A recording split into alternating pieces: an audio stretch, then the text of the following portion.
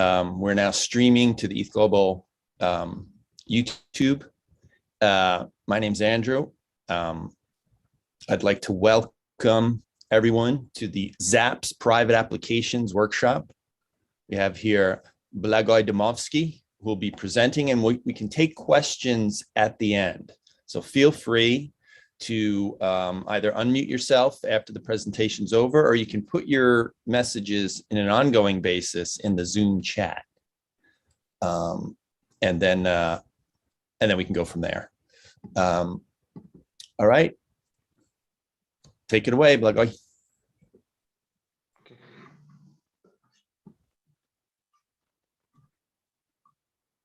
Okay, so let me know if you can. Looks good. Yep. Yeah. Okay. Sounds great. Okay, so my name is Blagoj, and today I'm going to talk about private applications. I'm going to give you a high-level overview of what are private applications, why do we need them, how can we build them, and at the end we will go over some ideas which hopefully will give you some more inspiration. But first, let me tell you about the scaling and privacy exploration team at which I work at. Privacy and scaling exploration team is a team at the Ethereum Foundation which works on bridging the gap between cutting-edge research in zero-knowledge proofs and application development on the Ethereum network. And we work on various different interesting projects, which you can take a look at this link here. There are a few open projects and interesting opportunities for grants as well. And also you can read the official Medium page of the team. So why privacy and anonymity? Why do we need private applications? So there are many reasons, but most importantly, today in the information age are the data protection of the end users, such as user identity protection, personal account information, and other personal data protection. And also anonymity is quite important from the standpoint of decoupling one's opinion from one's personal identity. And this can lead to more like fluid conversations and fluid experiences. And there are many other reasons. I've linked a Reddit link here, which goes over in more philosophical depth on privacy and anonymity. But the main point is that you can actually interact with applications without giving too much of your information out. So how can we enable this? So on a technological level, we can enable this by using zero-knowledge cryptography and zero-knowledge proofs. And some constructs based on zero-knowledge proofs that enable this are Semaphore and RLN. And today I'm going to talk more about them and how we can use them. So Semaphore is a zero-knowledge gadget which allows the end users to prove a set membership while preserving their identity, and also it allows for the users to send signals. So this might be very generic, but basically the point is that the users can obtain anonymity by just proving that they are part of a certain group without telling what is their identity, and the signal can be their opinions, and it's a very application based. So for example, if we have an anonymous voting application, then the group might be a group of users that can vote for a certain voting campaign. and the signal can be the actual vote of the users. And also, Semaphore is a generic privacy layer, meaning it's a building block that you can use to enable privacy and anonymity in your decentralized applications or just applications. And some of the use cases are anonymous voting, whistleblowing, mixers, anonymous authentications, and many others. And there are actual proof of concept applications developed, which you can find online, and also we'll link some of them at the end of this presentation. So how it works? The architecture consists of smart contracts, and which is the on-chain component, and also zero-knowledge components, which are usually off-chain. But this can also be a hybrid, meaning the smart contract part can be off-chain as well. So that can be just an off-chain registry, and the registry is needed to store the state, the permission, and to perform the proof verification. While the zero-knowledge components are used to generate proofs, and that is the client side of the architecture. And for Semaphore, we use a custom ZK snark, and that is a zero-knowledge construct, which basically enables all of this magic to happen. And we won't go into the depths of that in this tutorial, but there are great resources online if you're interested to learn more about the math behind it. Here is here is a simple flow of how Semaphore works. So firstly, the users register, let's say via smart contract.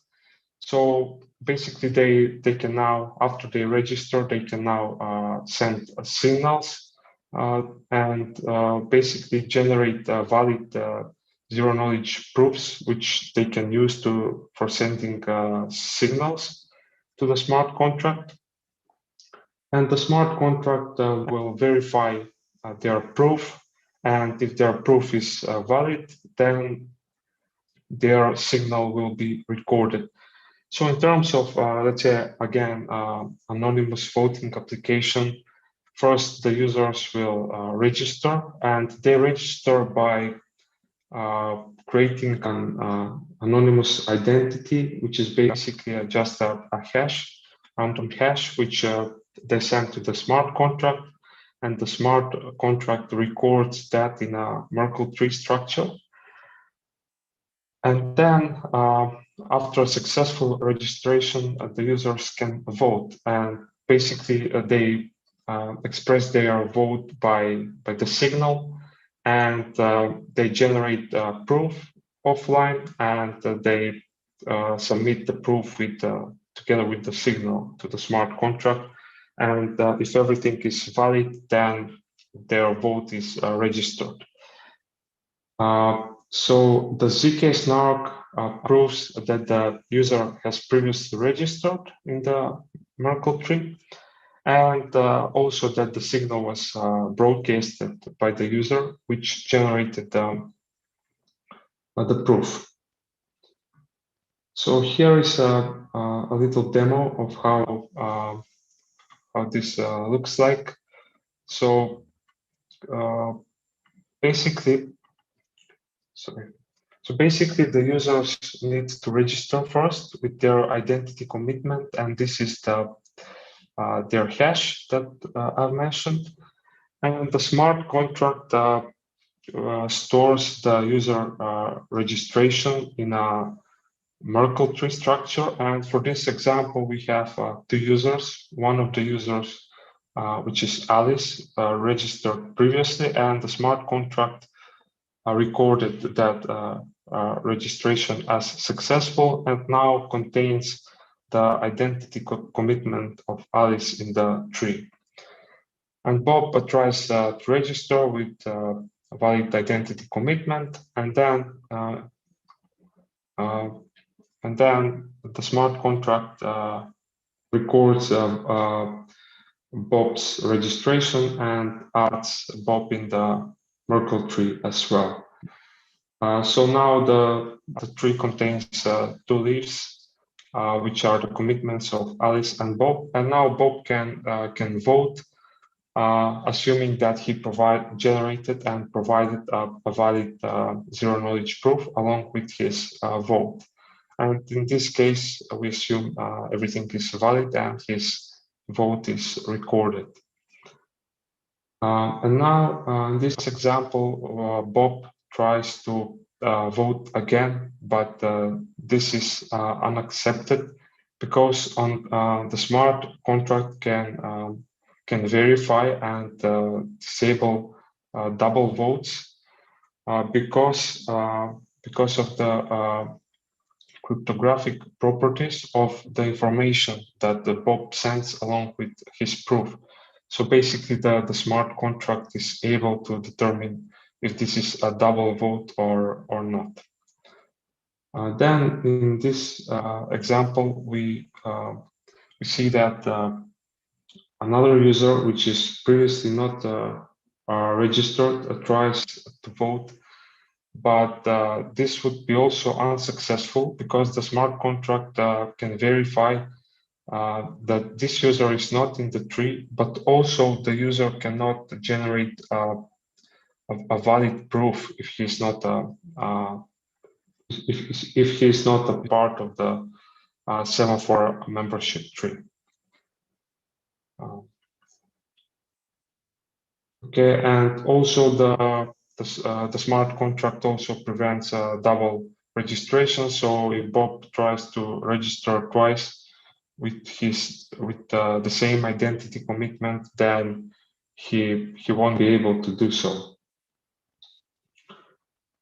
Okay, so that was a short overview of Semaphore, and now let's continue with rate limiting nullifier.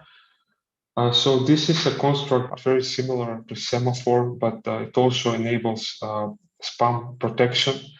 And the spam protection is especially important in anonymous environments because the strength of anonymity can also be its weakness. So for example, let's say in anonymous instant chat application example, it's really important to be able to prevent spam. And in anonymous environment, it's hard to do that because we cannot find out who the spammers are because their identities are unknown. And for that, we can use RLM to help solve this issue.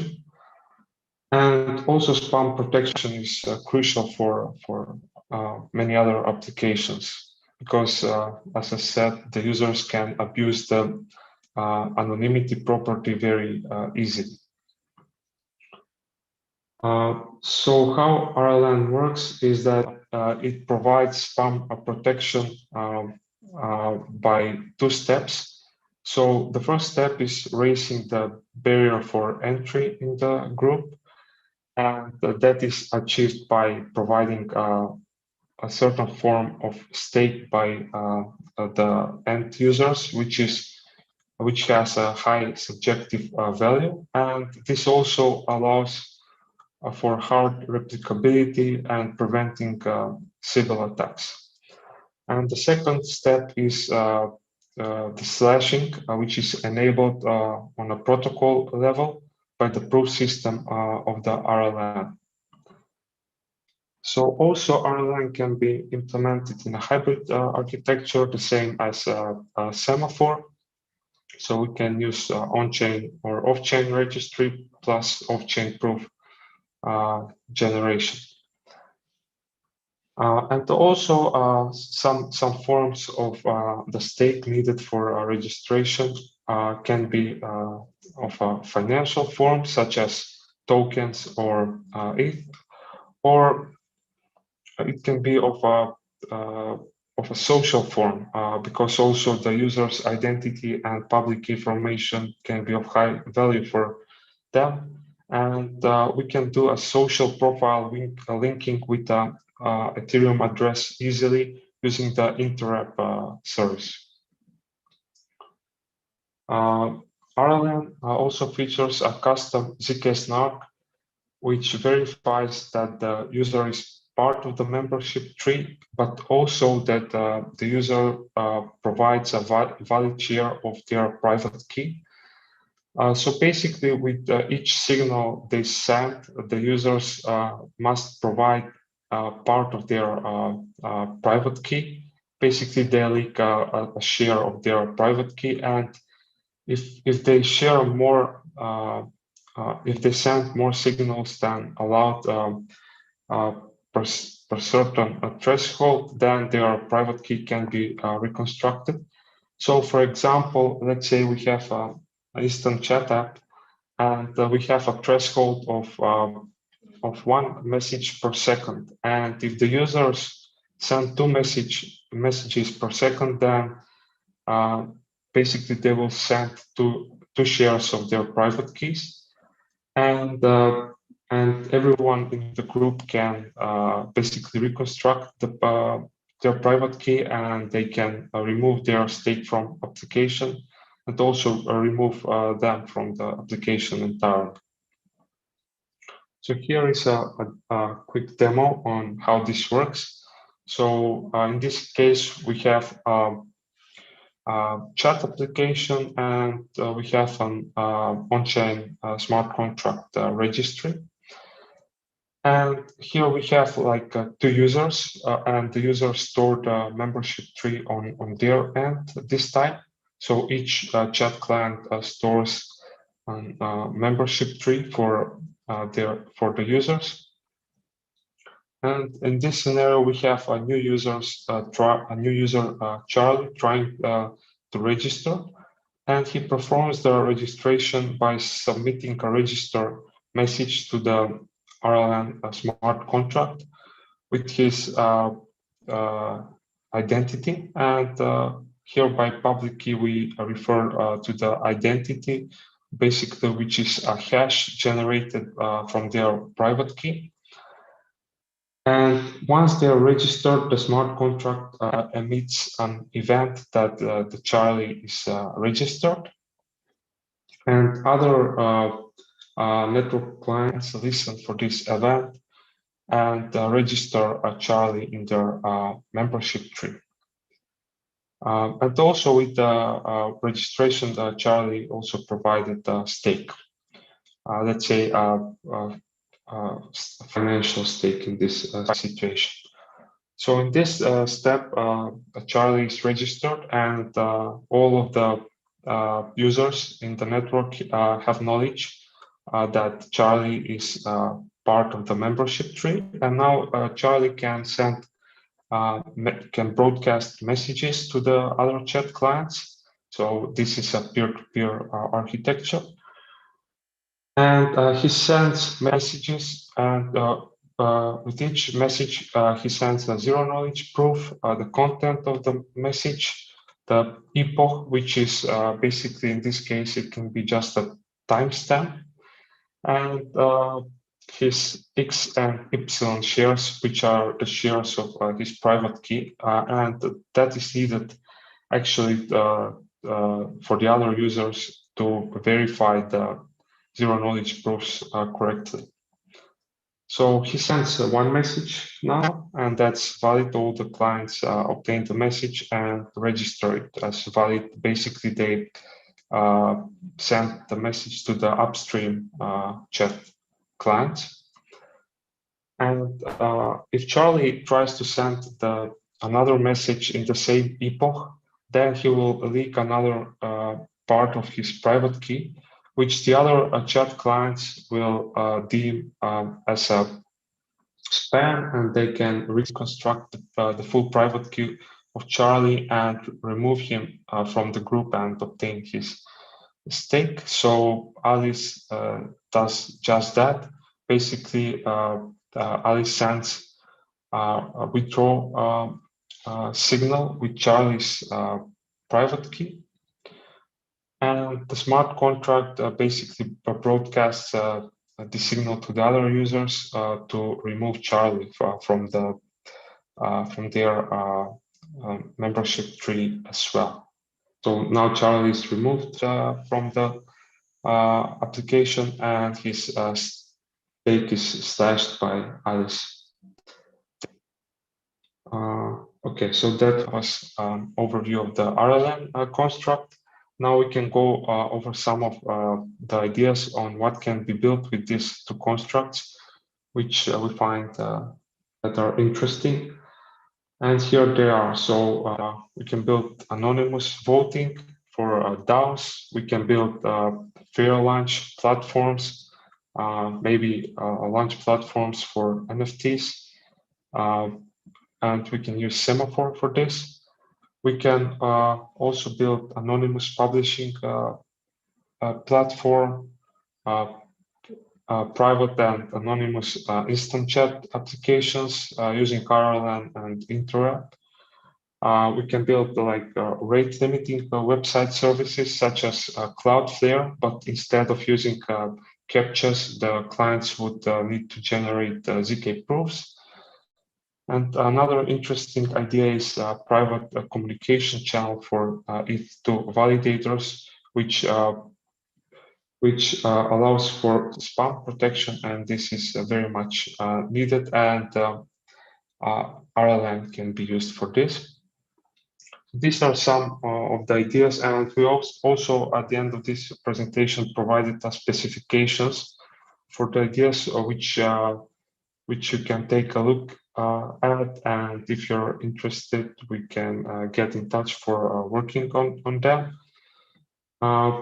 And we've also provided tools that allow for easy integration with Semaphore and RLN. Basically, they abstract the maths and provide high-level abstractions on how to integrate them easily in your application. And also, we are working on a browser extension, which makes life easier regarding Semaphore and RLN. Also, I've created a tutorial for how to implement an anonymous voting application using Semaphore. And it's a bare-bone proof of concept application using client-server architectures, which demonstrate how can you integrate Semaphore in your apps and provide anonymity, and you can find the link here. And we are also working on an RLN tutorial, which should be available in the next few days, and we'll share the link for that too. So some projects that are in production or to be in production using a Semaphore and RLN are these projects here. You can check them out.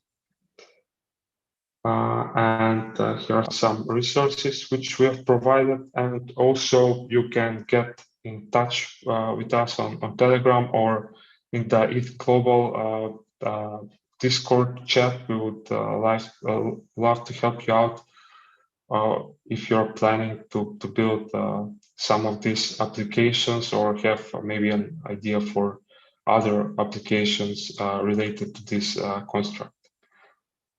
Okay, so that's it from my side. If there are any questions, we can get to them.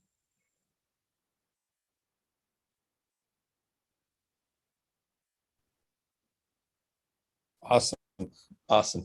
That was great. Like I said, you can ask questions now if you want to unmute. I noticed one question in the chat, which is from Jason. The RLN demo 4 slide. Do I understand while the Charlie party loses anonymity once they are deemed to be a spammer? Yeah, basically their identity is revealed. Basically, the identity is their stake at this point, and basically their private key can be reconstructed, which in other terms they lose their identity here. Got it. If it's just me, then I'll ask a follow-on question. So Sure. The key to that seems to be the definition of the epoch, right? Because you said if they send a message within the same epoch, that this releases the additional part of the private key. Is that configurable at the definition of the smart contract? Yeah, so basically it's configurable at the whole app level, and is highly application dependent. But the idea is that you have some threshold, which is based per epoch. And in the example of a chat app, the epoch can be like 1 second. Like every second can be a different epoch. And if you pass that spam threshold, then by the properties of the system, your share would be revealed. And that's achieved by the Shamir secret sharing part, which basically in the background, you can use different polynomial depending on your use case and spam threshold. That's interesting. I wonder what would happen if they made the spam threshold too long and people weren't conscious of respecting that somehow. Yeah, that's a good question, and that's why it needs to be pre-configured well. But yeah, it should be generally set in constraints where it's not too low and not too big, and again, it's highly application dependent. And also in terms of like duplicate messages, the spam, the private key is not revealed. I see. Thank you. Thanks a lot. It's been great.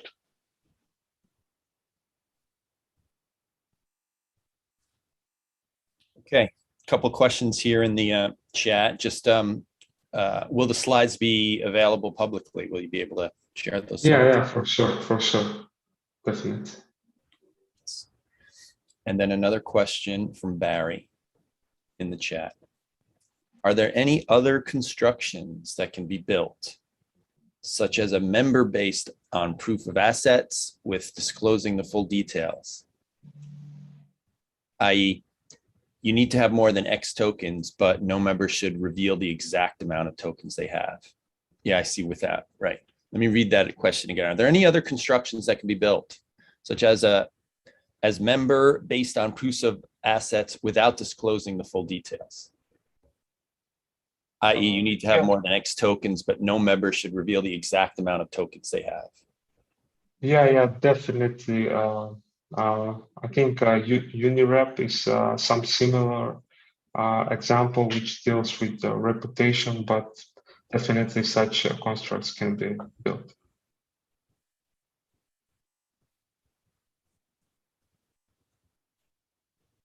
Great. Any other questions? Feel free to unmute if you're feeling a question coming on. If not, this workshop was streamed and recorded, so it'll be on the ETH Global ETHOnline playlist in about 2 hours. And I want to thank Blagoj, our presenter, for getting a lot of good information, I think at a good pace for a Zoom call. It was like well constructed and well presented. So appreciate that. And again, he said, reachable in the Discord. So let's keep this conversation going if you have any other further questions or want to explore any of this. So at that, I want to thank everybody for joining. Good hacking, everyone. And we'll be in touch on Discord. Thanks.